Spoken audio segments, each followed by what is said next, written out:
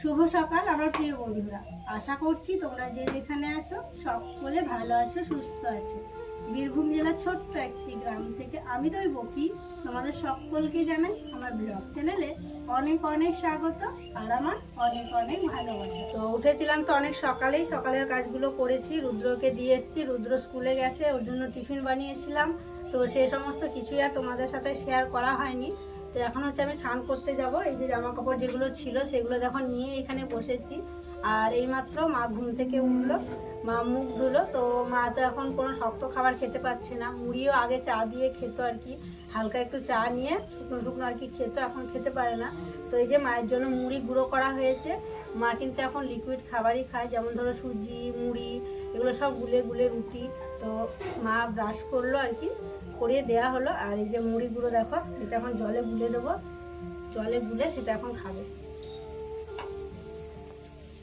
একদমই খেতে চাইছে না জানো তো, মানে এইভাবে নরম করে দেয়া হচ্ছে, শুধু গিলে গিলে একটু খাবে, তো সেটাও খেতে চাইছে না। কালকে রাত্রে তো মানে রুটি ওরকমভাবে গুলে দেওয়া হয়েছিল, সবটা বমি করে দিয়েছিল, খেতেই পারছে না একদম।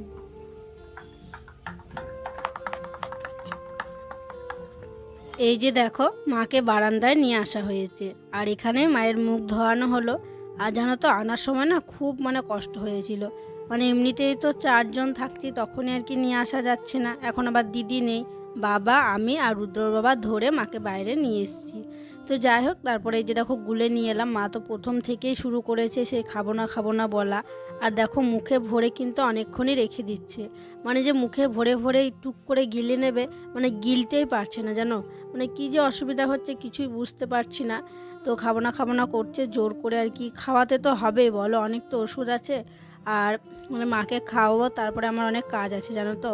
ওই যে বললাম না, কালকে রাত্রে আর কি রুটি মানে খাইয়ে দেওয়া হয়েছিল, দিয়ে আর কি সবই বমি করে দিয়েছিল, সেই জামা কাপড়গুলো সব জড়ো হয়ে আছে। তো মাকে খাওয়ানো হবে, তারপরে রুদ্র বাবাকে বলবো তুমি একটু মায়ের কাছে বসো, আমি গিয়ে ওই জামা কাপড়গুলো কেচে নিয়ে আসবো।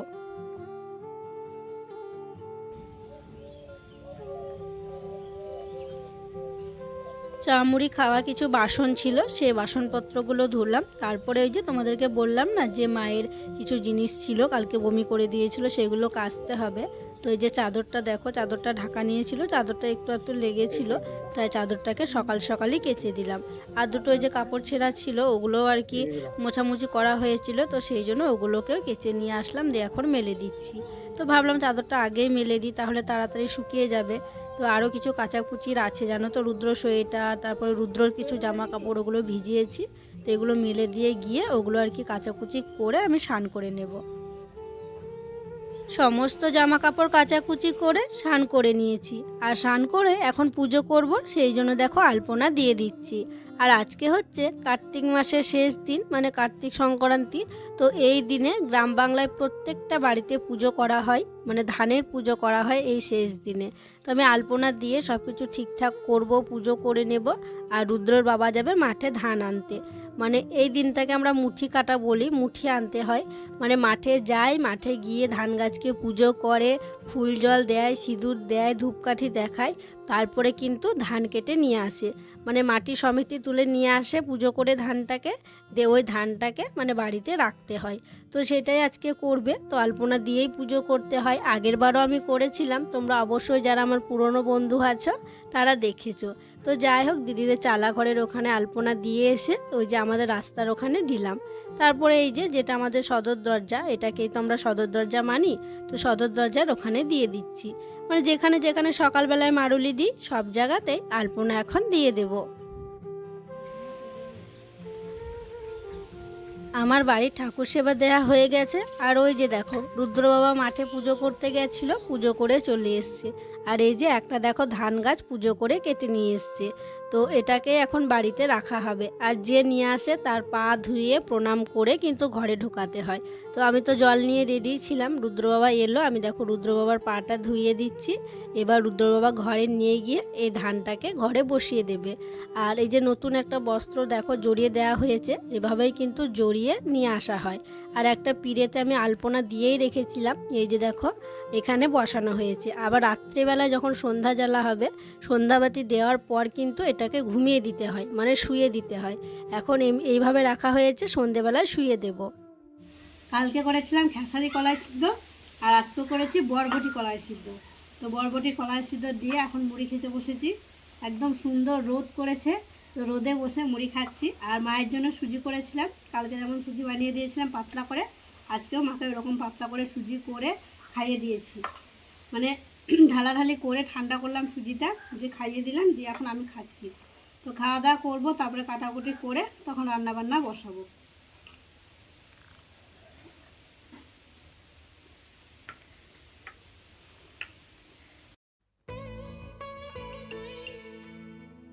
খাওয়া দাওয়া করলাম, খাওয়া দাওয়া করে কিছু বাসনপত্র ছিল সেগুলো কোনো রকমে ধুয়ে আনলাম। তারপরে দেখো এখন রান্নাবান্না বসাবো, তাই হাঁড়ি কড়াইটা নিয়ে চলে এলাম মাটি লেপার জন্য। ওদিকে উনুনে আগুনও দিয়ে দিয়েছি, হালকা হালকা ধোয়া মাথার ওপর দিয়ে যাচ্ছে, তোমরা কি লক্ষ্য করছো? আর এদিকে মাটিটাই কি হয়েছে জানো, মানে সেই যে কালকে হাঁড়ি কড়াইয়ে মাটি লেপেছিলাম তখন যা জল দিয়েছিলাম সেই জলই দেওয়া ছিল। আর এখন তো খুবই রোদ করছে, আর পরে জল দেওয়াও হয়নি, আর মাটিটা অনেকটা মানে শক্ত হয়ে গিয়েছে। এইমাত্র জল দিলাম, তো সেই জন্য মাটিটা ভালো মানে উঠছেই না জানো তো। আর যদি ভেজানো থাকে সব সময়, মানে মাটিটা ভিজিয়ে ডোবানো থাকে জলে, কি সুন্দর পিলপিলে হয়ে থাকে, মাটিটা লেপতেও তাড়াতাড়ি হয় আর লেপাটাও ভালো হয় আর উঠেও যায় তাড়াতাড়ি। তো ভেজানো ছিল না, সেই জন্য দেখো পাতলা করে দেয়া হচ্ছে। আর এইভাবে যদি পাতলা করে দেয়া হয় তাহলে যেন তো উঠতে চায় না।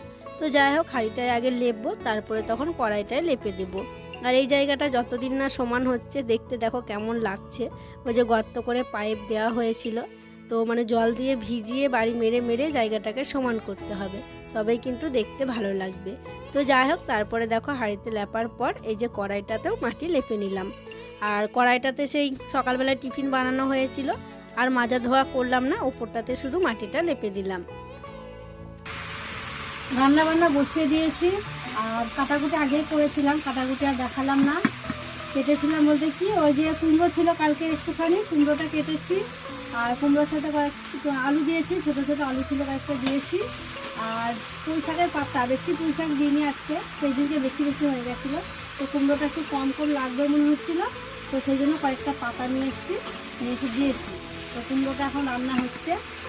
আর এখন হলুদ লবণ দেওয়া হয়নি, ফোড়ন করে ওপরে আর কি দিলাম এগুলো কুমড়োগুলো। আর হলুদ লবণটা একটু পরে দেবো, বুঝলে, একটু নাড়াচাড়া করি তারপর দেবো। নইলে যদি প্রথমেই লবণটা দিয়ে দিই, হলুদ দিয়ে দিই, তাহলে কিন্তু জল বেরোতেই থাকবে। তো সেই জন্য একটু পরে দেবো, একটু ভাজা ভাজা হোক, দিয়ে তখন দেবো। আর যে কোনো তরকারি দেখবে যদি একটু বেশি বেশি করে ভাজা ভাজা করা হয়, তাহলে টেস্টটা কিন্তু একটু ভালো হয়। তো লবণটা দিলে তো জল বেরিয়ে যাবে, ভাজা হতে চাইবে না, তো সেই জন্য এখন দিয়ে দিই। এখনই জল দিলাম, জল এখনও গরম হয়নি, গরম হলে চাল নিয়ে আসবো। আর এই যে একটা ডিম নিয়ে আসা হয়েছে, এটা পেঁয়াজ দিয়ে ভাজা হবে দুধের জন্য, মুখার জন্য। একটা বড় এই যে দেখো বাঁশ ভরে দিয়েছি, বাঁশ নয়, বাঁশের ছা বলতে পারো, মানে ছোটো, খুব মানে মোটা নয়, মানে ডগের দিকে, উপরের দিকে।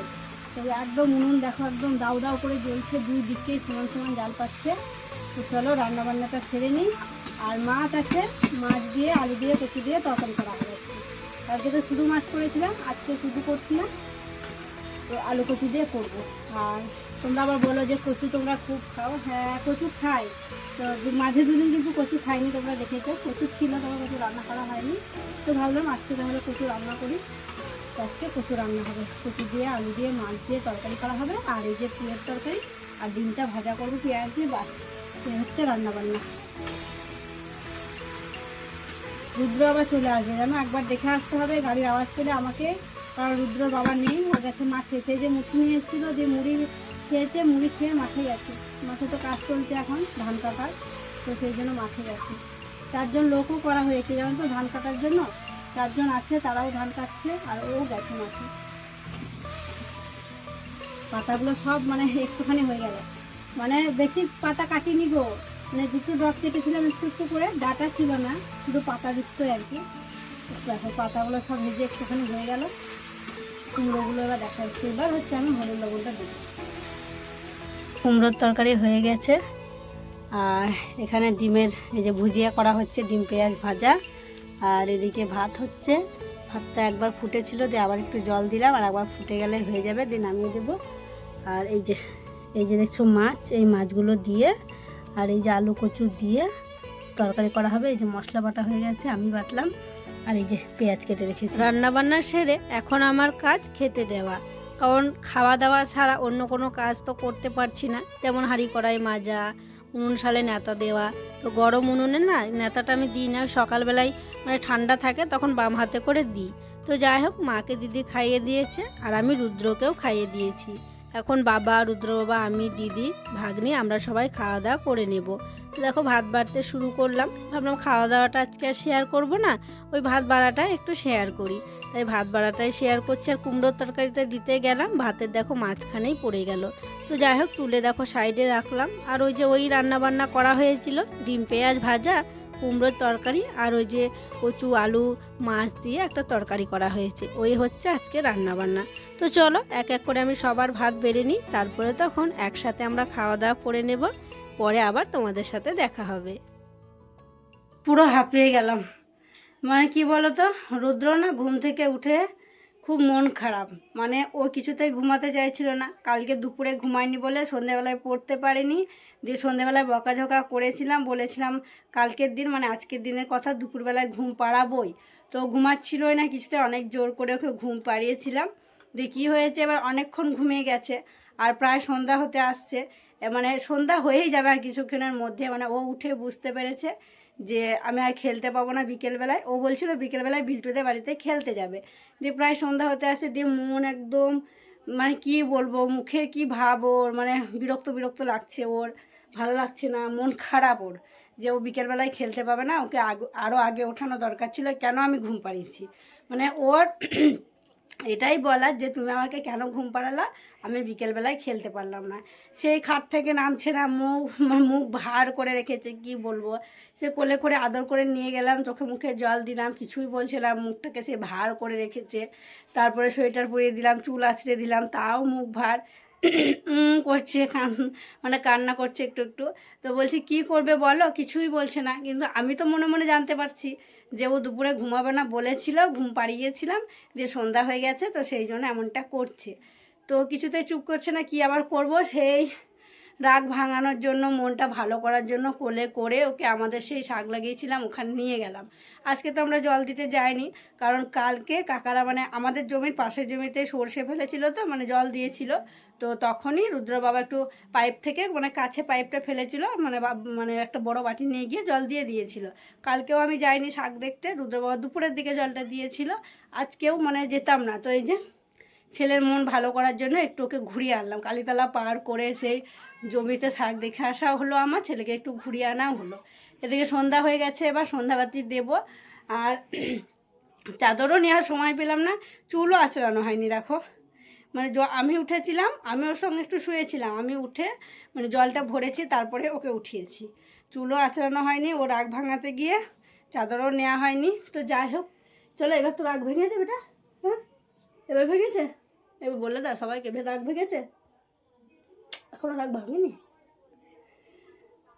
তো যাই হোক চলো সন্ধ্যাবাতি দিই, সন্ধ্যা হয়ে গেল। এবার আমাদের গিয়ে ঘুরে আসতে আসতে সন্ধ্যা হয়ে গেছে, মানে এমন সময়ও উঠেছিল। আজকে সন্ধ্যাবেলায় কিছুই তোমাদের সাথে শেয়ার করা হয়নি, কারণ কি জানো তো, কিছুই কাজ তেমন করিনি, কোনো কাজ ছিল না। ওই রান্নাবান্না তো দিনে যা করেছিলাম তাই আর কি, খাওয়া দাওয়া রাত্রেবেলায় করা হয়েছে।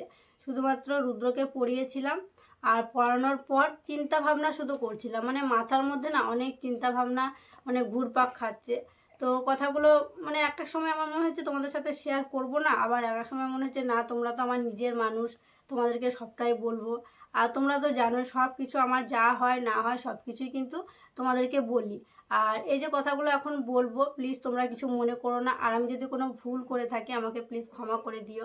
আর এই কথাগুলো তোমাদেরকে বলার একটাই কারণ, কারণ এই কথাগুলো যদি আমি বলি তোমরা কিন্তু অনেক সাহায্য করো আমাকে, তোমাদের কাছ থেকে অনেক কিছু জানতে পারি, তোমরা অনেকে অনেক রকম কমেন্ট করো, সেখান থেকে আমি অনেক অনেক কিছু আর কি শিখতে পারি, অনেক কিছু বুঝতে পারি। তাই ভাবলাম তোমাদেরকে কথাগুলো বলি। এমনিতেই তো আমার শরীরটা দুর্বল আছে, ওই যে সাপে কাটার পর থেকে অনেকক্ষণ রোদে থাকলেও মানে কেমন শরীরটা করে, আবার খুব ঠান্ডা হলেও আর কি শরীরটা ভালো লাগে না, মানে কীরকম যে হয় কিছুই আমি বুঝতে পারি না। আর এদিকে মানে 2 মাসেরও বেশি হয়ে গেল আমার পিরিয়ড হচ্ছে না, মানে কেন যে হচ্ছে না, কিসের জন্য হচ্ছে না, কিছুই বুঝতে পারছি না। ওই যে অ্যান্টিভেনাম চললো, তারপরে এতগুলো অ্যান্টিবায়োটিক, 1.5 মাস পর্যন্ত অ্যান্টিবায়োটিক খেলাম, মানে সেই জন্য নাকি বুঝতে পারছি না। তো এমনটা হলে তো তোমরা অনেকেই কমেন্ট করে বলবে যে প্রেগনেন্সি টেস্ট করার জন্য। তো সেটাই না কি বা সেটা কি সেটা নিয়ে আর কি চিন্তায় আছি জানো তো। যে তো রুদ্রবাবা আমাকে বলছে যে ডাক্তার দেখাতে নিয়ে যাব। তো এদিকে তো বুঝতেই পারছো বাড়িতে মায়ের শরীরটা একদমই ভালো নেই। তো মন মেজাজ এমনিতেই কারো ভালো নেই, আর এইসব কথা আমি এখন বলতেও আর কি চাইছি না বাড়ির কাউকে, শুধু রুদ্রবাবার আমার দুজনের মধ্যে আর কি আলোচনা হয়েছে। তো আমি বললাম আর কয়েকটা দিন দেখি, তারপরে যদি না হয় তখন আর কি ডাক্তার দেখিয়ে নেব। তো রুদ্রবাবাকে আমি বললাম তাহলে একটা প্রেগনেন্সি কিট নিয়ে এসো, তাহলে টেস্ট করব।